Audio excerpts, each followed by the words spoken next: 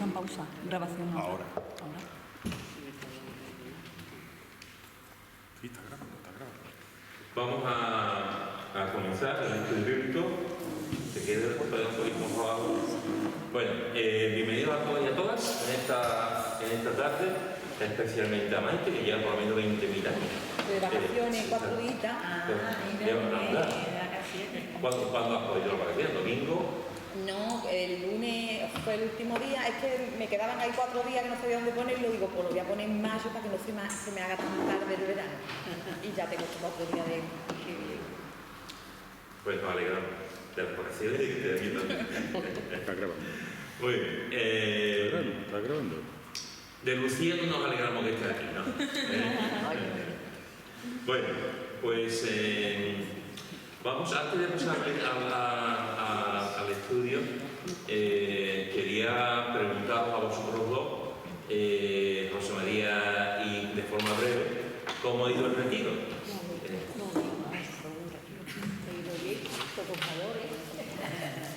Todo lo que 70 partidos. Pero muy poquito tiempo. Nosotros llegamos el viernes por la tarde, ya tarde, porque empezaba a mediodía. Pero como tenía que llevar nuestro hijo, llegamos a las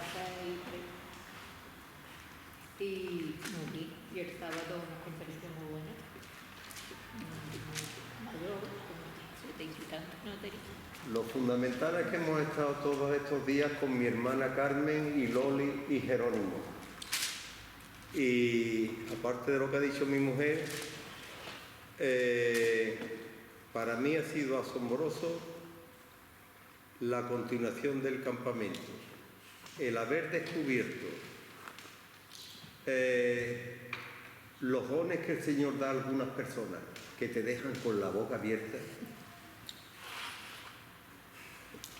El hombre, el conferenciante, tenía una lista de libros.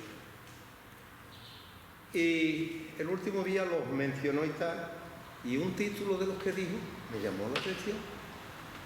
Y digo, a lo mejor lo compro, porque yo lo que he hecho es todo lo contrario desde hace mucho tiempo. El legado que el Señor me dio, me permitió, parte de Dios, pues lo he ido repartiendo por todos sitios. Y de comprar libros, eso ni mi hijita, ni pensaba comprar libros. Pero al escuchar estos títulos, me llamó la curiosidad, digo, no compro yo ese libro. Y dice mi Carmen, hermano, he pensado comprarte este libro que habla del asna, ¿cómo era? Del asna, ya no me acuerdo del título. Digo, pues mira, yo quería comprarlo. Entonces, el conferenciante fue bueno, buen sentido del humor. Había una cosa que, como todos los conferenciantes, no me gustaba, que cuando se dice, ahora ya para terminar, bueno, un poquillo más poder... Si tú vas a cerrar, cierra ya y no me digas tanto y seguir otra vez. Pero bueno, el hombre tenía un buen sentido del humor y aportaba algunas cosas nuevas y bien. Pero después de esto de haberme regalado a mi hermana este libro, le he dado las gracias al Señor 2 o 3 veces por el asombro que me ha causado, por el asombro. Cuando yo veo que hay una persona que escribe de esa manera, me quedo con la boca abierta, es que es tremendo. Acabo de leerle ahora a mi mujer el capítulo ese de las dos vacas que en la pelea con los filisteos las llevaron, le quitaron las crías a las 2 vacas y les pusieron el arca encima. Total, una historia muy bonita. Y cuando yo he visto cómo este hombre escribe, pero ¿cómo es posible que el Señor dé estos dones a las personas? Llegaba yo incluso a pensar, digo, y yo he estado 14 años predicando allí en la Puebla, ¿qué es lo que yo predicaba? Porque cuando yo veo estas cosas, digo, qué cosa más tremenda. Os lo recomiendo. Os recomiendo los libros de este hombre, porque si todos los demás libros son como este que me ha regalado mi hermana, eso es asombroso. Esa es la palabra que lo podría definir. El don de Dios en este hombre. Asombroso. El título del hombre, ¿cómo se llama el hombre? Porque ha dicho por título. Creo que es Stuart Park, creo que es. Stuart Park. Gracias. Gracias de nuevo por cortarme tanto. No, hombre, que dice que se compartiera poquito, por eso digo. Bueno, en resumen, con mi hermana Loli Jerónimo, bien. En la reunión de todos, ha habido de todo.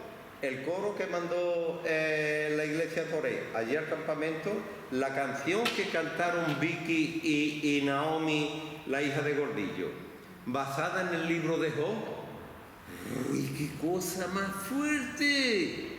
Digo, en cuanto termine voy a darle un abrazo a todos los músicos. Y así lo hice, porque le habían dado un aire flamenquito, empezando por eso de todo tiene su tiempo y tal.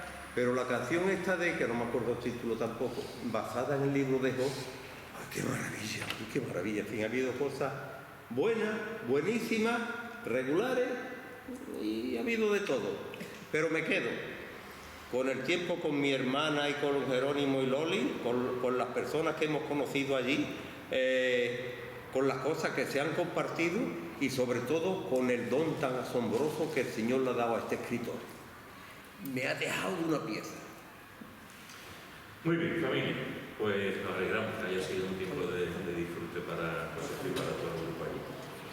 Bueno, vamos al Salmo 22. Salmo 22.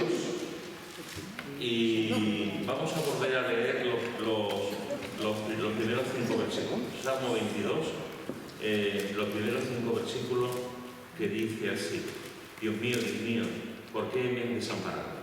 ¿Por qué estás tan lejos de mi salvación y de las palabras de mi clamor? Dios mío, clamo de día y no respondes, y de noche y no hay para mí reposo. Pero tú eres santo, tú que habitas entre las alabanzas de Israel. En ti esperaron nuestros padres, esperaron y tú los libraste, clamaron a ti y fueron librados, confiaron en ti y no fueron avergonzados. Hemos visto hasta ahora, en este recorrido que estamos haciendo en el Salmo 22, hemos visto cómo este salmo tiene que ver con David y cómo también tiene que ver con Jesús. Es un salmo mesiánico por excelencia, que nos habla de Cristo. El mismo Cristo en la cruz dijo: Dios mío, ¿por qué me ha desamparado? Haciendo uso de este texto, y como también, como comenté en su momento, algunos eruditos incluso piensan que recitó todo el Salmo 22 en la cruz, aunque de eso no lo sabemos. Lo que sí sabemos es que dijo estas palabras que estaban profetizadas ya aquí en el Salmo 22. David está pasando una situación complicada, difícil en su vida, está clamando al Señor, clama de día y de noche, no se encuentra, piensa que está lejos y que no hay reposo en él. Y después, como vimos este texto, pues todos los autores del Nuevo Testamento hacen referencia al texto, haciendo referencia a Jesús. Y David no sabía, evidentemente, cuando escribió este salmo, que iba a ser un salmo profético, pero el Espíritu Santo sí, cuando lo escribió.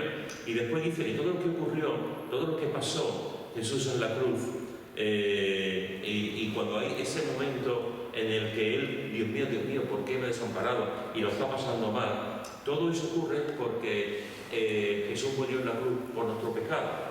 Y hay un momento en el que Dios no puede estar acompañado del pecado, ¿no? Dios y el pecado no pueden coexistir, la maldad. Por eso dice, pero tú eres santo. En ese momento en el que Jesús está ahí en la cruz, ¿por qué me ha desamparado? Se la ha desamparado porque tú eres santo. David, a la misma vez que está pasando por una situación difícil, en esa situación le está pasando difícil, pero tú eres santo. Tú eres santo. En mi vida hay un caos, me siento abandonado, no sé dónde está, pero yo sé que tú eres santo. Y hay esa ambivalencia, esa lucha, que siempre es la lucha de la fe, entre lo que uno vive y la fe que tiene en el Señor. Después vimos que tú habitas en la alabanza de Israel. Hemos visto también que en ti esperaron nuestros padres. David empieza a mirar al pasado, empieza a recordar las cosas que han vivido, y recordar las cosas que han vivido, como dijo Manolo el otro día, siempre nos ayuda. Nos ayuda a ver lo que Dios ha hecho con nosotros, nos ayuda a ver de dónde nos ha sacado, nos ayuda a ver los milagros que han ocurrido en nuestra vida y en la vida también de los demás. Cuando estamos pasando por momentos difíciles en nuestra vida, una de las cosas que podemos hacer, y de hecho debemos hacer, es mirar al pasado. Mirar al pasado y decir, ¿dónde estaba y dónde estoy ahora? De donde me ha rescatado del hoyo, que me ha rescatado el Señor. Y después, fijaros que dice que él recuerda las cosas que pasaron en Israel. En ti esperaron nuestros padres, esperaron y tú los libraste. Y vimos la semana pasada que Dios libró a Israel de Egipto. Vimos también que Dios libra de los temores, lo vimos en el Salmo 34, en el versículo 4. Vimos como Dios también libró a los amigos de Daniel y a Daniel de una muerte inminente. Como realmente el Señor es un Dios que libra, que salva. En los momentos más que estamos peores, el Señor está ahí y nos libra. Y vimos también cómo clamaron, dice en el versículo 4, la segunda parte, el versículo 5, clamaron a ti y fueron librados. Y los antepasados de David, Israel, vemos cómo clamaban al Señor. Vimos en Jeremías capítulo 33, versículo 3, vimos también cómo claman y te responderé, te enseñaré cosas grandes y ocultas que tú aún no conoces. Vimos también cómo la iglesia en Jerusalén estaba orando por Pedro cuando Pedro estaba en la cárcel y estaban clamando por la liberación de Pedro. Y vimos también el Salmo 120, versículo 1, que nos enseña aún en la angustia a clamar al Señor. Eso más o menos es lo que vimos la semana pasada y yo resumo un poquito así por encima de lo que hemos visto hasta ahora. Y después dice en el versículo 5, volviendo a recordar el pasado, dice, confiaron en ti esperaron, lo repiten dos veces en el versículo 4, clamaron a ti, y ahora dice, y confiaron en ti y no fueron avergonzados. Los antepasados de David, Israel, la historia de Israel y la historia de nosotros, de cada uno de los que estamos aquí, es una historia de confianza en Dios. Ninguno de los que estamos aquí estaríamos si no confiamos en Dios. Podemos tener nuestras luchas, nuestras turbulencias, nuestros maremotos, nuestras dudas existenciales, nuestras luchas con nosotros mismos, podremos tener peleas, pero si estamos aquí es porque tenemos confianza. Si no, ninguno estaríamos aquí si no confiamos en el Señor. Independientemente del grado que podamos tener, la palabra de Dios nos habla de que podemos tener poca fe, mucha fe, gran fe. Lo importante es que el gramo de fe o los kilos de fe que tengamos nos hace posible que estemos aquí y nos hace posible que cada día caminemos con el Señor, nos hace posible que cuando llueva veamos el sol y nos hace posible que en medio de las situaciones como la que está viviendo David y la que vivió también el propio Jesús en la cruz, sigamos adelante porque confiamos en el Señor. Confiaron en ti. Este ti es muy diferente. Confiaron en ti. Podemos confiar en muchos sitios, en muchas cosas, pero aquí el salmista está diciendo confiaron en ti. Y después veremos que hay ciertas cosas que podemos confiar, pero también hay ciertas cosas que no debemos de confiar. Y que haríamos mal para nuestro propio bien espiritual, haríamos mal en confiar en él. Por ejemplo, mirad que dice el Salmo 52, versículo 7. Salmo 52, versículo 7. ¿Quién lo quiere leer, por favor? He aquí el hombre que no puso a Dios por su fortaleza, sino que confió en la multitud de su riqueza y se mantuvo en su maldad. Muy bien, fijaros, ¿de qué está hablando aquí? ¿De qué persona está hablando? ¿Qué es lo que hace esta persona en su actitud? El amor al dinero, claro. Sino, he aquí el hombre que no puso en Dios su fortaleza, sino que confió en la multitud de su riqueza. Hay muchas cosas en las que podemos confiar, pero una de las cosas en las que no debemos de confiar es en el dinero, hermanos. El dinero. Sin embargo, la gente, tú haces una encuesta a la gente y todo el mundo quiere confiar en el dinero, y todo el mundo presta atención al dinero, y todo el mundo ama el dinero. Estamos en una sociedad donde hay un capitalismo tremendo, tremendo, y un amor al dinero tremendo. Cuando Chad y yo estuvimos en Estados Unidos, cuando yo me quedé sorprendido de la cantidad de dinero, de situaciones que hay, de comercios que hay, y cómo la gente vive para ganar dinero, no para hacerse ganar su dinerito, su casa, no, viven para trabajar. Mi hija, por ejemplo, ahora que desde que está trabajando, los compañeros tienen una hora para comer, pues comen en 20 minutos y después siguen trabajando, con 10 minutos, 15 minutos, se llevan una de ensalada o tal, y comen, no comen la hora. No están tranquilamente por una hora, reposo una hora, sino porque su afán es trabajar. Y no es que vayan a esa hora se lo vayan a pagar, no, pero es su afán. Y intenta comer durante una hora. Intenta estar tranquilamente. La costumbre que tenemos es un modelo completamente diferente. Es un modelo completamente diferente, una situación completamente diferente. Hermanos, podemos confiar en el dinero y tenemos que tener cuidado. Tenemos que tener cuidado con el dinero. Aquí lo dice muy claro, sino que confió, sino en vez de confiar en el Señor y poner en Dios su fortaleza, confió en la multitud de su riqueza. Y esto nos lleva a Lucas capítulo 12, versículo 13 al 21. Lucas capítulo 12, versículo 13 al 21. ¿Quién lo quiere leer? Lucas 12, del 13 al 21. Le dijo uno de la multitud: Maestro, di a mi hermano que parta conmigo la herencia. Mas él le dijo: Hombre, ¿quién me ha puesto sobre vosotros como juez o partidor?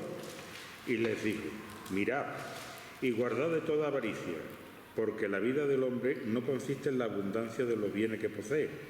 También le refirió una parábola diciendo: la heredad de un hombre rico había producido mucho, y él pensaba dentro de sí diciendo: ¿qué haré? Porque no tengo dónde guardar mi fruto.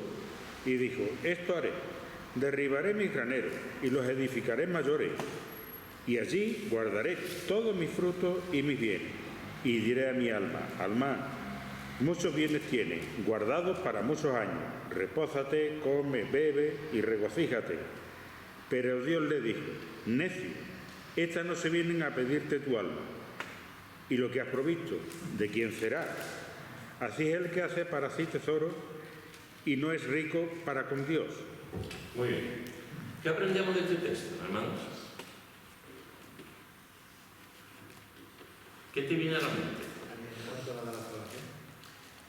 El dinero no te va a dar la salvación, efectivamente. Como se suele decir, es una costumbre curiosa. Los musulmanes entierran desnudos. ¿Los musulmanes qué? Entierran a los muertos desnudos, porque dicen de que desnudo viniste y desnudo te vas. Por mucha riqueza que tengamos, todo lo dejamos aquí. No somos como los faraones que lo meten en la tumba, pero no la disfrutan.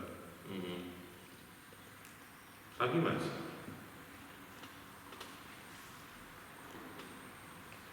Fijaros que dice, aquí Jesús dice, en el versículo 15, dice: porque la vida del hombre no consiste en la abundancia. La vida del hombre no consiste en la abundancia de los bienes que posee. La vida se compone de muchas cosas, evidentemente. La vida se compone de amistad, se compone de amor, se compone de alegría, de iniciativas. La vida se compone de muchas cosas, entre ellas los bienes. Es una bendición tener bienes, es una bendición tener coche, es una bendición. Claro. Es como dice Timoteo, como Pablo a Timoteo: la raíz de todos los males es el amor al dinero. No el dinero, pero sí el amor al dinero. Y aquí Jesús va a la clave del asunto. Hay mucho, el hecho de tener bienes no es pecado, ni mucho menos. No significa que una persona. Pero aquí está diciendo: no consiste en la abundancia de los bienes que posee. Cuando una persona vive solamente para el dinero, cuando una persona vive solamente para acumular, cuando una persona vive solamente para tener dinerito en el banco o tener muchos bienes, lo que está haciendo aquí Jesús es presentarnos ante un espejo y decir, bueno, tú estás haciendo todo esto, pero ¿y tu alma? ¿Y tu alma? Tú estás haciendo todo esto y ahora esta noche te mueres, ¿y qué pasa con lo que tienes? ¿Qué ocurre con lo que tienes? Y no porque Jesús sea un pesimista o porque Jesús quiera amargar la vida de los demás, simplemente está presentando una realidad. ¿Está mal tener dinero? No. Abraham era rico y era un hombre de Dios. Job era rico y mira todo lo que vivió, ¿no? Todo lo que pasó también en su vida, pero era súper millonario. La palabra de Dios nos habla de gente que tiene mucho dinero. Pero el problema no es ese, el problema es dónde está el corazón. ¿Dónde está el corazón? ¿Dónde está el interés? ¿Dónde está mi mirada? Si en la riqueza, y fíjate que dice, el hombre le va muy bien, que este hombre es un empresario, le va muy bien. Y dice, pensaba dentro de este año porque no tengo dónde guardar mi fruto. Va muy bien. Esto haré, derribaré mis granaderos, los edificaré mayores, y allí guardaré todo mi fruto y mi bien. Humanamente hablando, a este hombre le va muy bien. Y diré a mi alma, es decir, a sí mismo, alma, muchos bienes tienes, guardados para muchos años. Repósate, come, bebe y regocíjate. ¿Qué está diciendo aquí? ¿Esto qué significa? Eso no lo digo muy mi hermana, regocíjate. ¿Por qué no lo ve tu Porque hijo? no sabía lo que iba a suceder el día que vine, el día conocido. Hablando como ¿qué pasó igual que a... ¿Cómo fue? Nabucodonosor. A este también fue orgulloso. Mira, esto es real. Y le vino otro vino.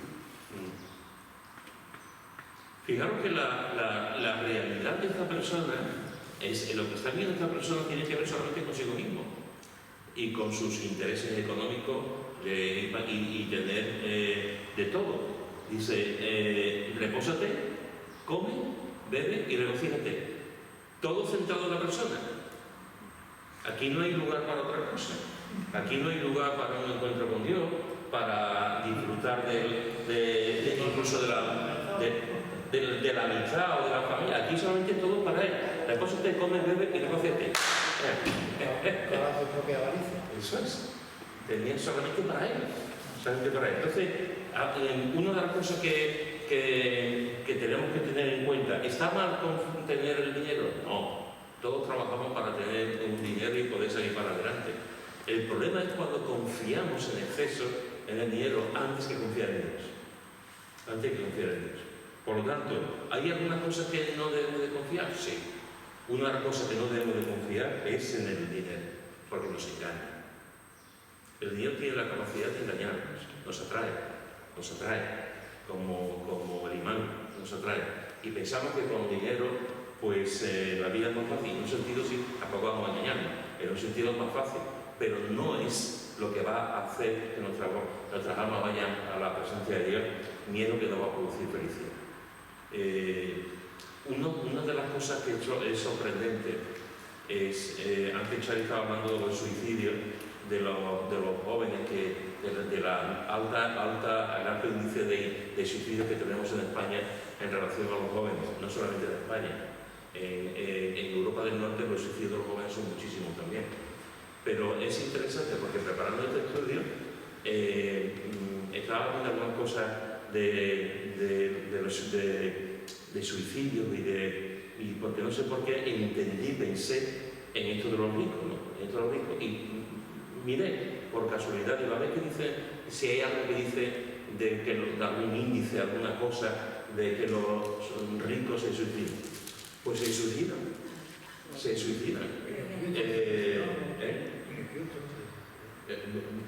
Bueno, justo, no estoy muy seguro que soy suicidado, pero ¿qué? La hija de Onassis, Jack Onassis. O sea, dentro del mundo de los ricos, y hay gente que se suicida. Y tú dices, humanamente, tienen todo. Pero ocurre. Cuando el crack del ladrillo se suicidaron un montón, ¿no?, de gente con dinero porque empezaron a perder dinero, algunos se vieron en la ruina y se suicidaron. Eso. Pero un montón. Sí. Así que fijaros, hermano, que una de las cosas que nos dice el salmista dice que confiamos en Dios. Y una de las cosas que tenemos que ver también nosotros es que no podemos confiar en el dinero. No podemos confiar en el dinero como sustituto de Dios, pero tampoco podemos confiar en esto. Proverbios capítulo 28, Proverbios capítulo 28, versículo 26. Proverbios capítulo 28, versículo 26. ¿Quién lo tiene? El que confía en su propio corazón es necio, mas el que camina en sabiduría será librado. ¿Qué te dice a ti esto? La primera parte del versículo. Que confía en sí mismo. No podemos confiar en el dinero, pero tampoco podemos confiar en nosotros mismos. El que confía en su propio corazón es necio, es insensato. ¿Por qué? ¿Por qué no podemos confiar en nosotros mismos? Porque no somos más variables que una vez. Vemos el día de mañana. Hoy estamos de una manera, mañana de otra. Hoy, en un minuto estamos y en otro minuto estamos de otra manera. No necesariamente mañana. Porque necesito que pueda atacar ahí, pero la sabiduría de Dios. Fijaros que dice Jesús lo vamos a leerlo. Jesús en la parábola del fariseo y del publicano, en el capítulo 18 de Lucas, comienza de esta forma diciendo: a unos que confiaban en sí mismos como justos, y empieza a contar la parábola, a unos que confiaban en sí mismos como justos. Vuelvo a preguntar, aunque ya ha habido alguna respuesta, ¿qué hay de malo en que una persona confíe en sus posibilidades, en sus talentos, en su inteligencia? ¿En qué hay de malo en eso? Y bastante que confiamos de mano, porque uno sabe el tiempo que va a estar aquí. Mira, me gusta hoy, mañana. Se va a estar Es que si la misma Biblia te advierte, el que piensa estar firme, mira que no caiga, quiere decir que por mucho que tú creas estar bien con el Señor, mañana tú puedes caer. Y entonces la sabiduría que viene de Dios es la única que de verdad te va a hacer, a lo mejor no caer, pero por lo menos te va a hacer las cosas correctamente como a Dios le agrada. Y eso va a ser más difícil de que se te quite, que te la quite. Entonces, es que los hombres somos importantes, y por muy firme que creamos estar, no podemos decir, es que yo estoy muy bien, además me queda poquito tiempo para irme con el Señor, ¿no? En el último momento te puede desviar. ¿Alguien más? ¿Recordáis algún personaje bíblico que tenía confianza en sí mismo o en sí misma y se dio un trompazo? Digo, Salomón. Sansón también. Sansón, efectivamente. Confiaba en su Sansón propia fuerza. confiaba en su propia fuerza y tuvo un trompazo, efectivamente. No reconocía que su fuerza venía de Dios. No. Lo mismo que también si tiene una capacidad de no eso, si no reconoce que por su propia entonces fracasa, pero si le da gracias a Dios porque es el que te cubre, y el que te da la sabiduría y el que te está cubriendo, te está dando todo lo que realmente tú necesitas y tienes el corazón sabiendo que todo viene de parte de Dios, lo vas a disfrutar y lo vas a tener. Pero si tú crees que lo haces por ti mismo, como dice aquí, lo que yo soy no padre hacerlo todo, por mí mismo, no. ¿Por qué no? Porque no somos sin Dios no hacemos nada. Yo le decía el otro día, quiero depender de ti, porque aunque yo no quiero depender, tú eres el que tiene el poder sobre mí, quieras o no tú. Pero si voy a ti, porque te conozco, porque estoy agradecida, porque quiero estar contigo, voy a disfrutar más que si yo te rechazo, mi vida no va a tener ese gozo, que va a tener esa recompensa de caminar contigo, pero que todo está sujeto a las manos de Dios. Quiera tú o no. El hombre, como dice el refrán, El hombre propone y Dios dispone. entonces, el hombre tiene que caminar para acá y dice, yo hay que dar, sí, hay que ir para acá. Todo está en manos de Dios. ¿Quieras o no quieras? ¿Alguien más? Nos hemos acordado de Sansón. ¿Te acuerdas de alguien más? ¿No hay más? Pedro. Pedro confió, yo no. Sí, sí. Pero Jacob también fue un hombre bastante engañador, mentiroso, de todo. Y lo que ¿quién dijo Salomón? Tú. Salomón igual. Salomón llegó un momento en que confió tanto en sí mismo, se olvidó que su vida se había dado a Dios. Y empezó a querer ganar más influencia política, casándose con otras mujeres.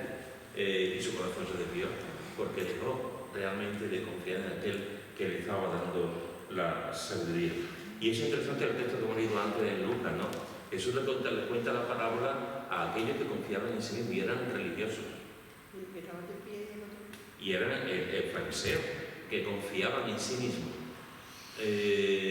Puede llegar un momento también en nuestra fe, en nuestra vida, en nuestro peregrinaje, que con el paso del tiempo dejemos de confiar en Dios de manera quizás sutil, sin darnos mucha cuenta, y estamos sustituyendo la confianza de Dios en nosotros de forma religiosa, ¿o no?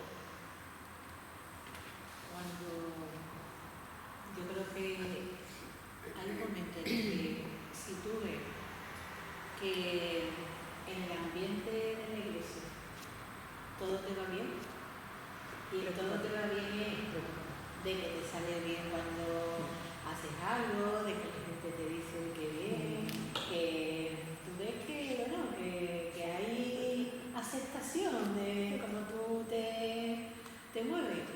Eso es una tumba. Eso es de la vida, totalmente. Eso es de la vida, pero y es que no te estás dando cuenta, ¿eh? Y al final, lo que empieza siendo un propósito de servicio, termina siendo voy y hago esto porque sé que me van a aplaudir. Y entonces al final terminas haciendo cosas para la gente, no para Dios.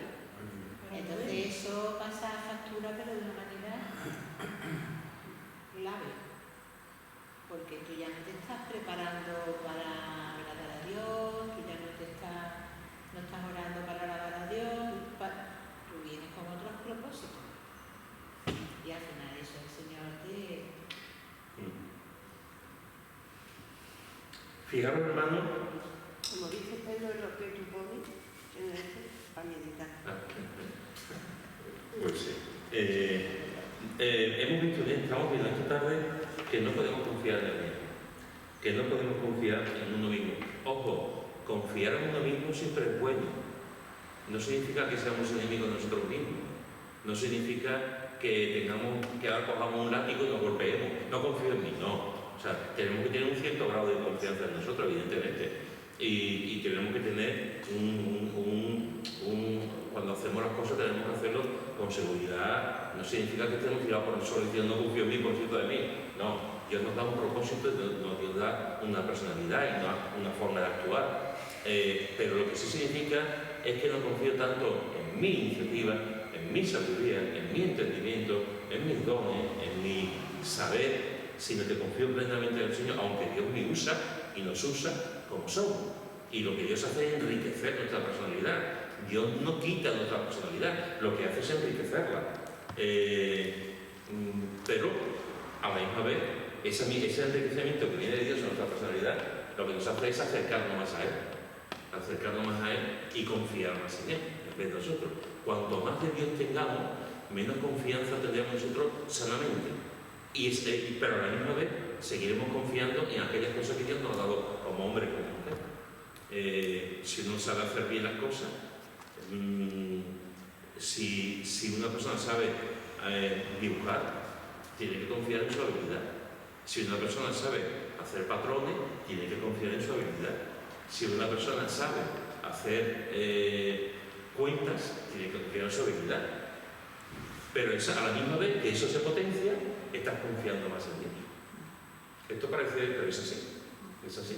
Por lo tanto, fijaros que no podemos confiar en el dinero, en uno mismo y fijaros lo que dice Jeremías capítulo 17, Jeremías capítulo 17, versículo 5 al 7.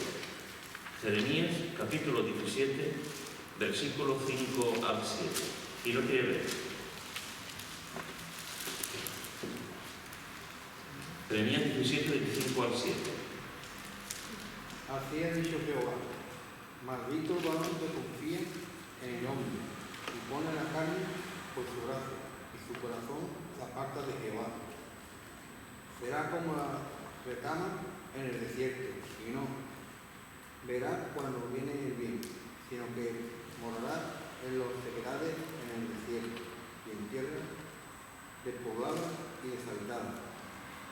Bendito el varón que confía en Jehová, y cuya confianza es Jehová. Muy bien, fijaros que aquí se hace un contraste. Se hace un contraste entre el versículo 5, dice Jeremías: maldito el varón que confía en el hombre. Y el contraste es el versículo 7: bendito el varón que confía en Jehová. Maldito el varón que confía en el hombre. Y por el contrario, nos dice: bendito el varón que confía en Jehová. ¿Por qué dice aquí el texto: maldito el varón que confía en el hombre? No se puede confiar en la gente.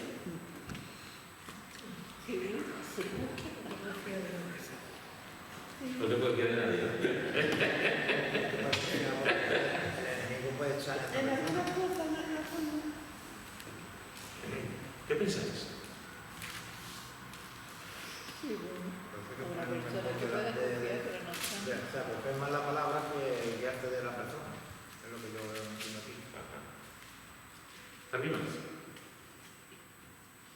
Tan malos somos que no podemos confiar en la gente. Yo creo que habrá personas que se puede confiar. Y más hoy en día. Que por teléfono te llaman, dame el número de cuenta para hacerte el contrato y te pelan. Ya. Tampoco podemos confiar entonces en los amigos. Tampoco podemos confiar en los familiares.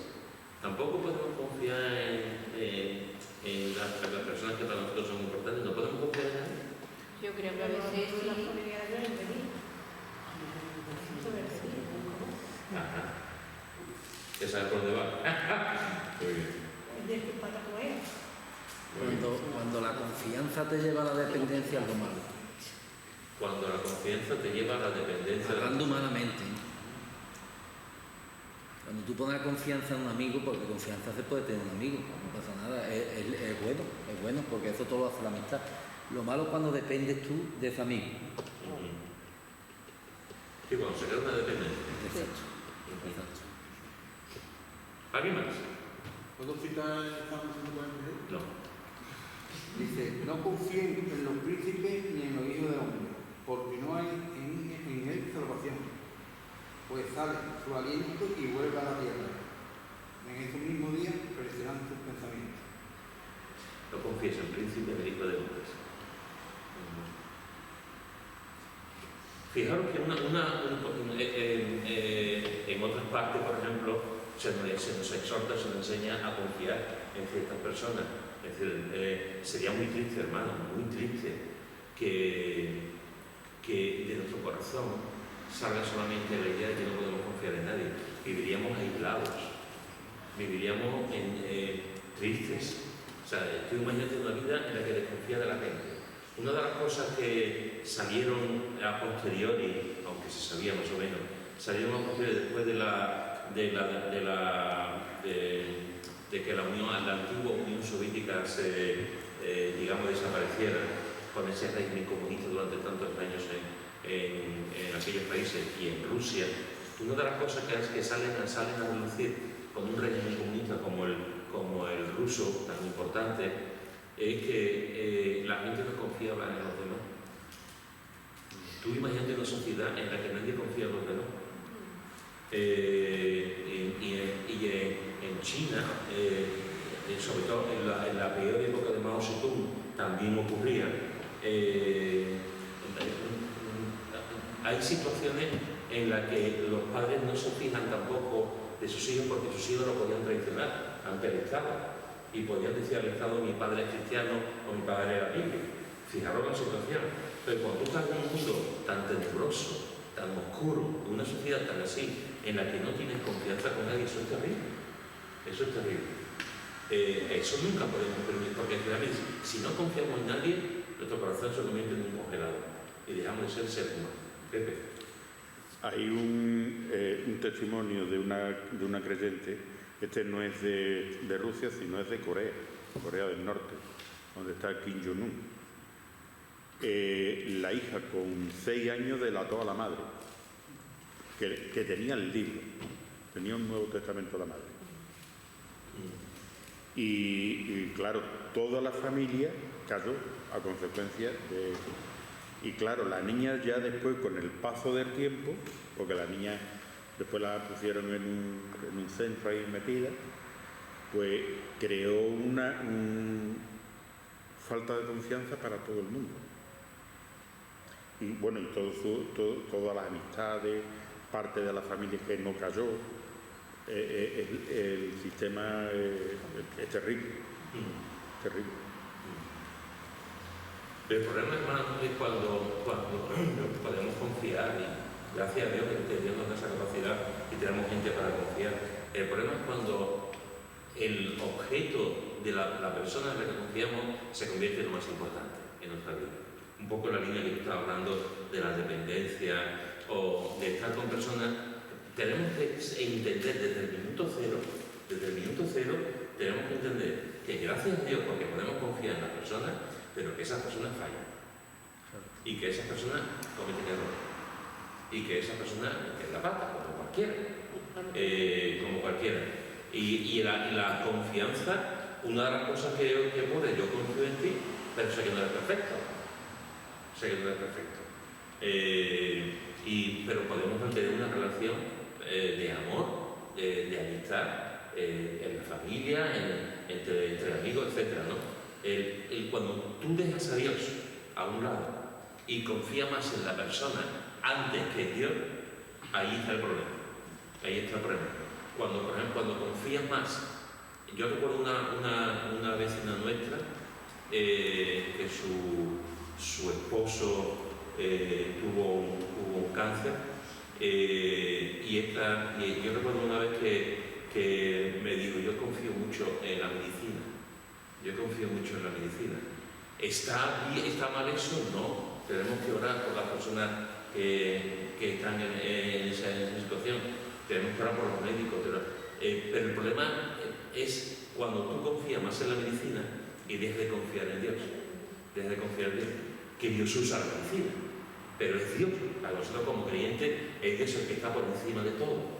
Entonces, Dios, confiamos en los hombres, sí. Confiamos en la gente, en ciertas personas, nosotros no confiamos, pero por encima de todo está el Señor.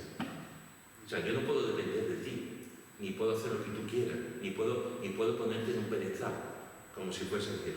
El único que realmente merece la pena, total, completamente, es Dios. Nada más.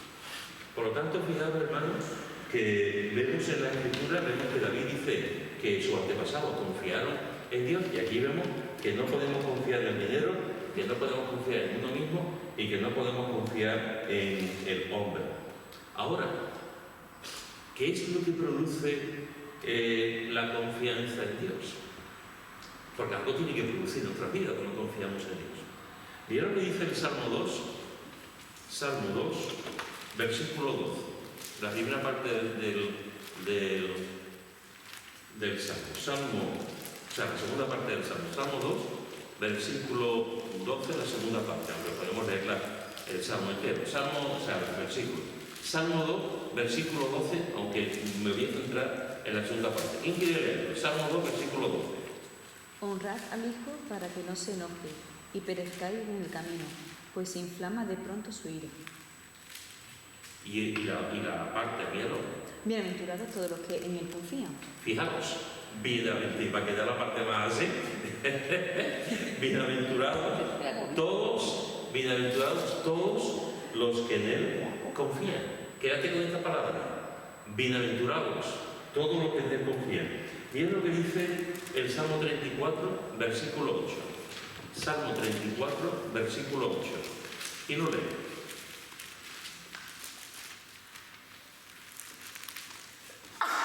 Salud. Salmo 34, versículo 8. Gustad y ved qué es bueno Jehová. Dichoso el hombre que confía en él. Dichoso el hombre que confía en él, que es la misma palabra que en el versículo anterior hemos visto de bienaventurado, es la misma palabra. Dichoso, bienaventurado, el hombre que confía en el Señor. Salmo 40, versículo 4. Salmo 40, versículo 4. ¿Quién lo quiere leer?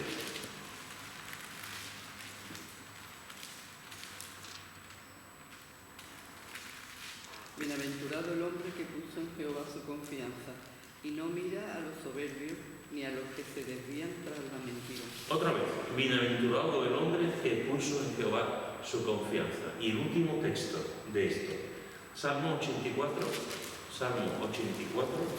versículo 2. Salmo 84, versículo 2. ¿Quién lo tiene? Anhela mi alma y aún ardientemente desea los atrios de Jehová. Mi corazón y mi carne cantan al Dios. Muy bien. Y ahora el 12.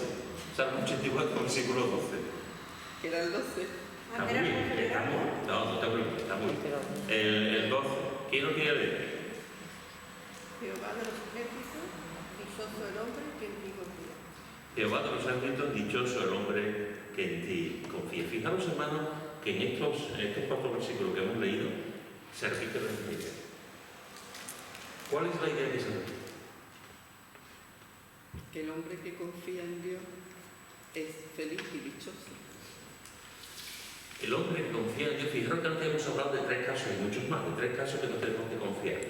Pero ahora nos dice, nos da la vuelta a la tortilla y nos dice que cuando confiamos en el Señor, una de las cosas que ocurre es que somos bienaventurados, dichosos, felices, que todas esas palabras se pueden traducir de la misma palabra. Aquí está en hebreo, por ejemplo, la palabra griega que se traduce como dichoso o bienaventurado es macario, y significa realmente eso literalmente. La palabra hebrea también. Porque eso nos habla de que la persona que confía en el Señor plenamente es una persona feliz. El que antepone el Señor antes de todo. Antepone al Señor antes de todo sin ser un fanático. Porque podemos poner al Señor por encima de todo siendo fanáticos. Pero antepone al Señor, pero no al hombre. Eso es. Tú primero el Señor. Y lo que más amamos del Señor, amar al Señor tu Dios con todo tu corazón, con todo tu alma, con tu mente y al prójimo como tú mismo. Muy bien. Cuando una persona cree en el Señor, hermano, y confía plenamente en el Señor, es feliz. Es feliz. Este es un concepto para mí, no sé cómo tú lo puedes ver, pero es un concepto revolucionario. Revolucionario. ¿Cuántas veces se nos enseña y se nos dice que Dios solamente quiere lo malo para nosotros, que Dios se alegra con la gente que va al infierno, que Dios no nos da libertad, que Dios quiere que estemos siempre tristes y amargados, que no tenemos derecho a ninguna cosa bonita ni nada? ¿Cuántas veces esa idea de la oscuridad del alma, de que parece que para ser felices uno tiene que estar muy triste? O sea, felices delante de Dios, me refiero, ¿no? Que Dios quiere que estemos tristes. Sin embargo, la palabra de Dios, y yo solamente he mencionado estos 4 textos, hay muchísimos más, de que el Señor quiere que seamos bienaventurados, felices, dichosos. ¿Por qué? Porque confiamos en Él. Es decir, la persona que confía plenamente en el Señor es feliz. Yo no sé cómo tú lo ves, pero a mí es algo tremendo. Es algo. Un versículo donde dice, creo que está confiando en el Señor y descansando en Él. Es como dice un versículo, dice que será como el árbol plantado en la corriente del agua, ¿no? Que siempre estará verde y da sus frutos. Pues, fijaros que dice también en la misma línea, dice en el Salmo 5, en el versículo 11, dice: pero alégrense todos los que en ti confían, den voces de júbilo para siempre, porque tú los defiendes. En ti se regocijen los que aman tu nombre. Alégrense todos los que en ti confían, hermanos. Es decir, una de las cosas que nos enseña la Escritura es que cuando confiamos en el Señor somos felices, dichosos, bienaventurados, y nos tenemos que alegrar, nos produce alegría. Cuando una cosa que a mí me cautivó, la primera vez que yo entré en una iglesia evangélica, lo que a mí me sorprendió mucho fue la cara de la gente. Lo he dicho muchas veces. Lo que me sorprendió mucho fue la cara de la gente. Pensando que, oye, ya sabéis que me la creé aquel día, y pensando que me iban a echar una bronca, y después cuando terminé el culto, todo el mundo me dio la mano, sonriendo, apretándome la mano. Yo vi una cosa diferente completamente a lo que estaba acostumbrado, totalmente diferente. Yo no tengo alegría, que es una de las cosas que como creyentes tenemos que tener, la alegría, que a veces parece que estamos tristes y estamos hechos polvo. La alegría de Dios, no la nuestra, que también está bien, la alegría que viene de Dios. La alegría que viene de Dios es una alegría perfecta, preciosa, bonita, porque viene de Él. De hecho, uno de los frutos del Espíritu es el gozo. Y fijaros que nos dice aquí que alégrense todos los que en ti confían. Hermano, alégrate esta tarde. Yo no sé cómo está tu alma, yo no sé cómo está tú. Pero alégrate. ¿Puedes referirse a la alegría espiritual o a las dos, la espiritual y la física? Cuando hay una alegría espiritual, hay una alegría en todos los sentidos, es un vientre del cuerpo. Cuando tú estás alegre, no se te ocurre, puedes llorar. Cuando estás alegre puedes llorar, pero lloras de alegría, no lloras de tristeza. Cuando tú estás contento, mira, antes cuando yo he llegado, a los 4 o 5 minutos entró Pepe. Pepe entró por ahí por la puerta, y desde allí yo lo estaba escuchando quejándose. Estaba entrando otra vez aquí, hay que ver qué tristeza, qué pena, a qué habré venido, por qué me habrá obligado a venir. En fin, ahí estaba hecho por entrar. Cuando estaba entrando, yo estaba aquí, estaba poniendo la silla, creo que estaba poniendo la silla, y estaba entrando y estaba cantando. Y estaba cantando porque venía, supongo, tendrá mucho que lo explicarme yo, pero estaba cantando entrando por la iglesia. Y estaba cantando, estaba feliz. Una de las cosas que ocurre cuando estamos en el Señor, cuando confiamos en el Señor, es que produce alegría. Familia. Somos bienaventurados al confiar en el Señor, porque estamos confiando en aquel que nunca defrauda.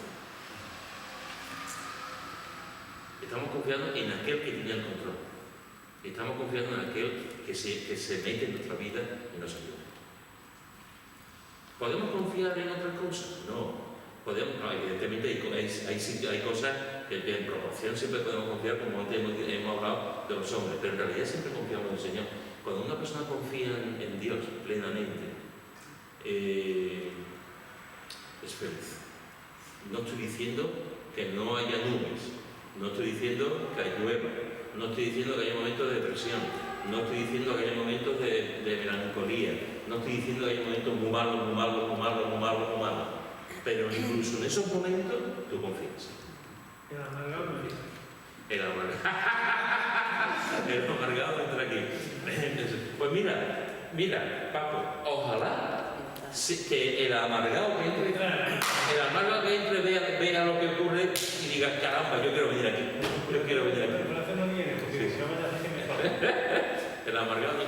frase, te la voy a copiar. O por lo menos si entra, que cambie. Que cambie. Sí, sí, sí, sí. El Señor nos quiere nuestra alegría. Bienaventurados los que confiamos y los que confían en el Señor.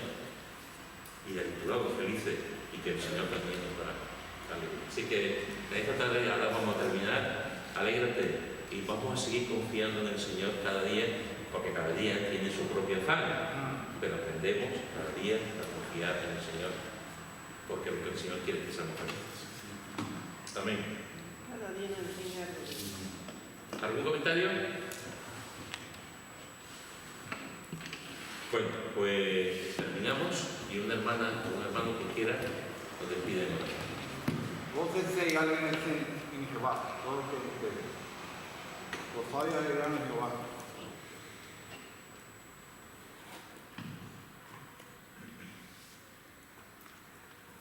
Señor, me está ahí. Señor, me está usando. Pero les quería decir, Señor, que muchas gracias por la tarde de hoy, por tu palabra, y que es verdad que tú nos das alegría y gozo, porque en ti esperamos y en ti confiamos. Bendito sea tu nombre. Amén. Amén. ¿Qué quería decir el Salmo?